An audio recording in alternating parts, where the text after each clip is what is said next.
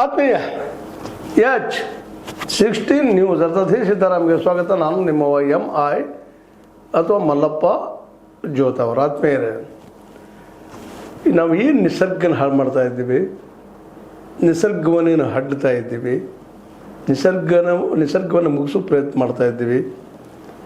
ಅಭಿವೃದ್ಧಿ ಹೆಸರಿನಲ್ಲಿ ದೊಡ್ಡ ದೊಡ್ಡ ರೋಡ್ಗಳು ಮಾಡ್ತಾ ಇದ್ದೀವಿ, ಕಾಡಿನಲ್ಲೇ ಅಥವಾ ರೆಸಾರ್ಟ್ಗಳು ಮಾಡ್ತಾ ಇದ್ದೀವಿ. ಇವು ಎಲ್ಲದರ ಒಟ್ಟು ಪರಿಣಾಮ ಮಳೆ ಬಂದಾಗ ಕಾಣಲಿಕ್ಕೆ ಶುರುವಾಗಿಬಿಡ್ತದೆ. ಅಂಥ ಒಂದು ಘಟನೆ ತಿರುವನಂತಪುರ, ವಯನಾಡು ಮೇಪಾಡಿ ಅನ್ನೋದು ಪಂಚಾಯಿತಿಯಲ್ಲಿ ಬರ್ತಿರೋದು ಒಂದು ಹಳ್ಳಿ. ಅಲ್ಲಿ ಏಕಾಏಕಿ ಸುರಂಗ ಮಾರ್ಗ ಮಾಡ್ತಾಯಿದ್ದಾರೆ, ಜೋಡಿ ಸುರಂಗ ಮಾರ್ಗ ಕೊಯ್ಕೋಡದಿಂದ ವಯನಾಡು ಸಂಪರ್ಕಿಸುವಂಥದ್ದು. ಸುರಂಗ ಮಾರ್ಗ ಮಾಡಿದ್ರಿಂದ ಅಲ್ಲಿ ಮಣ್ಣು ತೆಗೆದು ಗುಡ್ಡೆ ಹಾಕಿಬಿಟ್ಟಿದ್ದಾರೆ. ಏಕಾಏಕಿ ಮಳೆ, ಅದೆಲ್ಲ ಮಣ್ಣು ಜಾರಿ ಪ್ರವಾಹ ರೂಪದಲ್ಲಿ ಹರಿದ 5 ಜನ ನಾಪತ್ತೆ ಆಗಿದ್ದಾರೆ.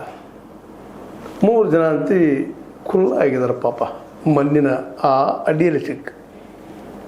ಈಗ ಇನ್ನೊಂದು ಹಾಸನದಲ್ಲೂ ಅದೇ ರೀತಿ ಆಗ್ತಾಯಿದೆ.